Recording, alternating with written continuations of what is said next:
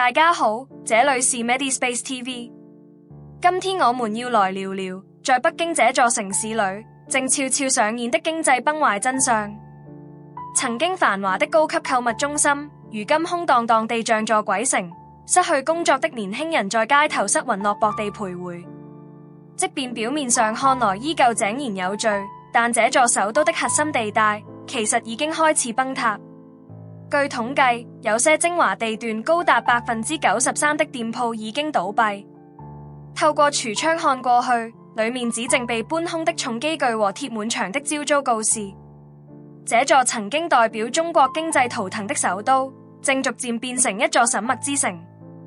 而且，這不只是單一城市的問題，它象徵着全中國正掀起一場安靜的倒閉潮與失業連鎖反應。雖然官方公布的青年失業率是20%，但外界普遍認為實際數字恐怕早已突破30%，甚至傳出部分大學強制要求畢業生回報就業狀況，導致為了掩蓋失業事實而產生的假就業現象層出不窮。在一場街頭採訪中，一位年輕人無奈地說，大學畢業後能找到的工作時薪竟然只有8塊人民幣，約台幣35元。我連一個月300塊，約台幣1350元的房租都付不起，只能跟4個朋友擠一間房。這段話道出了現在全中國年輕人正面臨的血淋淋現實。北京的房價依舊高不可攀，有些區域的房價甚至超過平均年收入的30倍。即便如此，房市依舊慘淡，空置率持續攀升，建商接連倒閉，房地產的停滯現象也蔓延到了地方城市，到處都能看到蓋到一半就停工的爛尾樓。而那些原本期待入住的百姓，手裏只剩下這輩子都還不完的房貸，沒房子住卻還要背債。這樣的哀嚎聲早已淹沒了社群媒體。到了2025年的北京，大約有一半的餐飲業者已經收攤走人。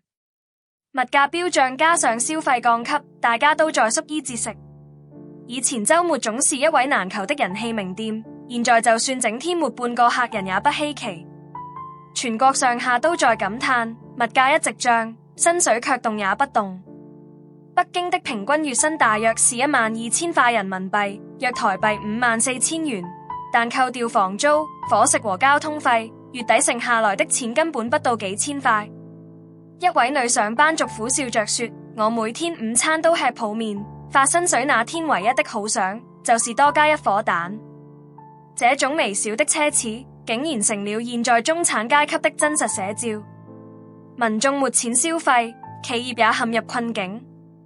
根據北京商務局數據，光是2024年就有約12萬家企業註冊註銷，其中80%都是不到10人的中小微型企業。許多倒閉的公司都表示，他們連3個月的店租都轉不過來。倒閉潮的背後是消費低迷與資金鏈斷裂的惡性循環。有零售業者透露，現在每個月的業績甚至不到疫情前的一半。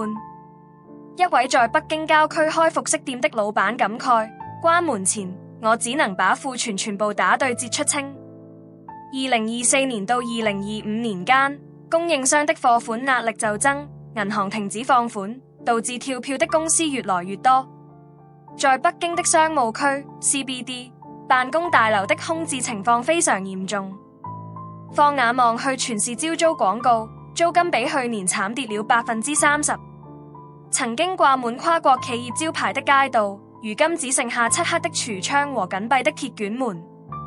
大樓管理員感嘆：3層樓有2層是空的，晚上燈都不亮，沒了人煙，整棟樓感覺冷冰冰的。現在辦公室空置率早已突破20%。北京的商辦市場正處於史上最慘的時刻。這不單是因為遠端辦公流行，而是因為企業紛紛撤資裁員，導致職缺大量消失。只要去搭一趟北京地鐵，你就能感受到這種落差。以前尖峰時刻擠都擠不進去，現在早上8點多竟然還有空位。從北京南站往郊區開的火車窗外看去，盡是荒廢的工廠和空地。許多工業園區的開工率不到50%，停產或倒閉的消息頻傳。與此同時，物價高漲直接衝擊百姓生活。一盒蛋要10塊，約台幣45元；一條麵包要8塊。大家都在哀嚎，薪水沒漲，餐費卻翻倍。2025年初的調查顯示，生活成本平均漲了15%，但薪資漲幅卻只有可憐的2%。而這當中最絕望的，莫過於生活在都市的年輕世代。他們大部分的人在付完房租、伙食和電信費後，別說存錢了，根本是入不敷出。想辭職卻回不了家，因為老家的生活同樣困苦。這種焦慮感在社群平台上炸開了窩。特別是2025年春季後，就業環境進一步惡化，大學畢業也找不到正職，只能去做約聘、日薪工，甚至跑外送。這已經成了現在白領階級的日常。有一位剛畢業的女生，月薪6000塊，約台幣27000元，付完4000塊房租後只剩2000塊。她晚上不敢開燈，2天才洗一次澡。即便如此，她還說有工作做就已經很幸運了。中國的中產階級正在消失。過去買房、買車、出國旅遊是成功的象徵，但在2025年，北京的新車掛牌數比去年重挫了22%。曾經代表消費力的汽車產業也失去了活力。那麼，人們的生活到底被逼到了什麼地步？最近社群媒體上挑戰3塊錢過一天的標籤引發熱議。早餐吃泡麵，午餐吃淨麵包，晚餐只配鹽巴。這種分享省錢秘訣的影片播放量高達數百萬次，留言區全是共鳴。我懂，我也這樣過，我連電費都快付不出來了。這不只是短暫的不景氣，而是整個社會體系的崩壞。專家分析，中國的實際失業率可能已經超過17%，特別是鄉鎮青年為了找工作湧入北京、上海，反而進一步推高了都市的失業壓力。現在走在北京街頭，到處都能看到想工作卻沒機會的人，外送員多到飽和，工地沒活幹，日領打工的報告欄前排起了長龍。就算從凌晨5點開始排，也不保證有工作。一位男子說，聽說招5個人，結果來了100個，運氣不好可能整個月都沒收入。那天的工資是日薪80塊，約台幣360元，扣掉吃飯錢根本不剩。於是許多人開始放棄進城打工了。來到北京沒工作也沒地方住，乾脆回鄉吧。抱持這種想法的年輕人急劇增加，但回到農村，情況也沒好到哪去。農地因為高齡化和人口流失而荒廢，一個月收入頂多300塊，出去是地獄，回來也是地獄。這就是目前中國地方最真實的聲音。此外，整個社會還籠罩在看不見的監控之下。在北京市中心，進出公共設施必須刷身份證和人臉辨識，連去天安門廣場參觀都得先用 App 預約並查驗身份。地鐵閘門也全面採用人臉辨識，你所有的移動路徑都被記錄得一清二楚。市民無奈表示，現在連隨便散個步都覺得不自由，只要對着鏡頭說錯話，身後可能就會傳來警察的無線電聲。在這種監控社會下，人民的聲音越來越微弱。政府強調穩定是最大的福祉，但現實是，人們為了這份穩定，犧牲了自由與希望。失業青年之間流行起一個詞：躺平。不工作、不競爭、不消費，這是他們對這個努力也沒有回報的社會所做出的無聲抵抗。另一方面，北京街頭也出現了新形態的流浪漢，他們不是傳統印象中的乞丐，而是失業青年、跑單外送員或是倒閉公司的前員工，平均年齡只有30歲左右，很多還是正職出身或大學畢業生。2025年5月，北京公園內發現約200名年輕人露宿街頭。採訪發現，很多人是因為債務、家庭失和或強烈的羞恥感，讓他們無法回鄉。留在城市不是因為有機會，而是因為絕望與放棄。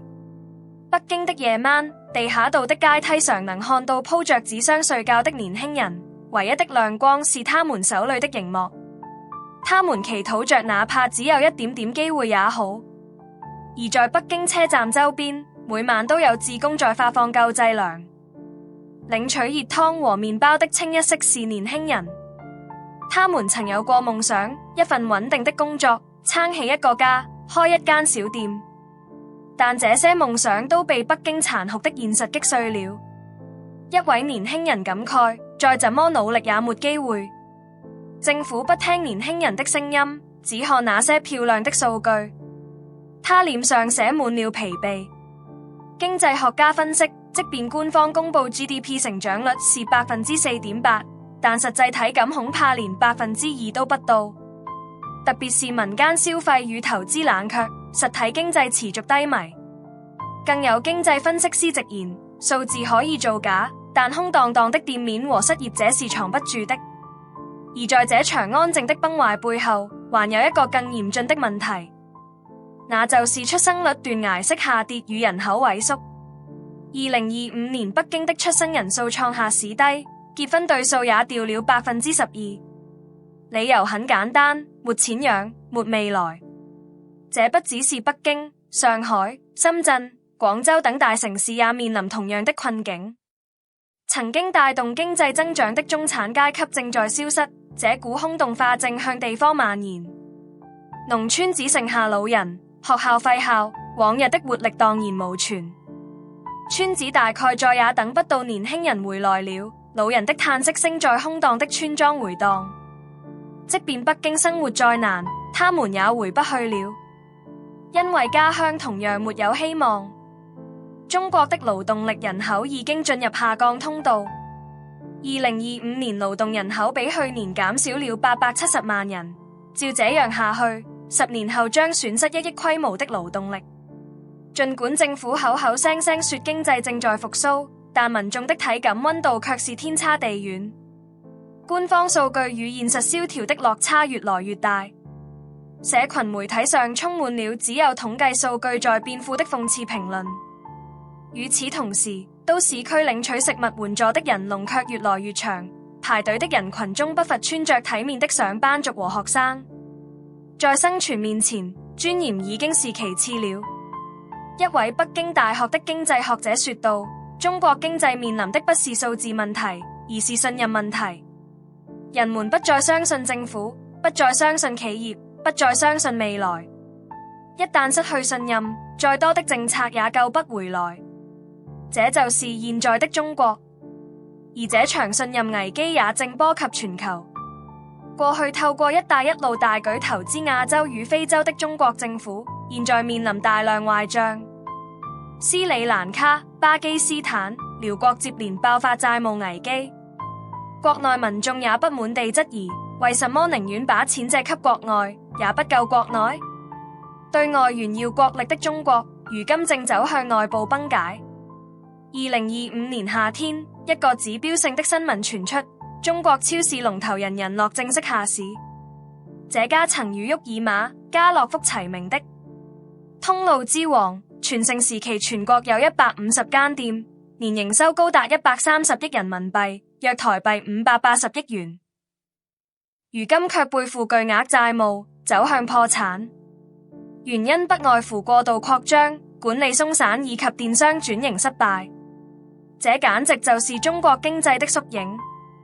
國民們正親耳聽着昔日繁榮象徵崩塌的聲音。感謝你收看今天的節目，歡迎在評論區分享你的看法，也別忘了訂閱並開啟小鈴。我們下期 Medispace TV 再見。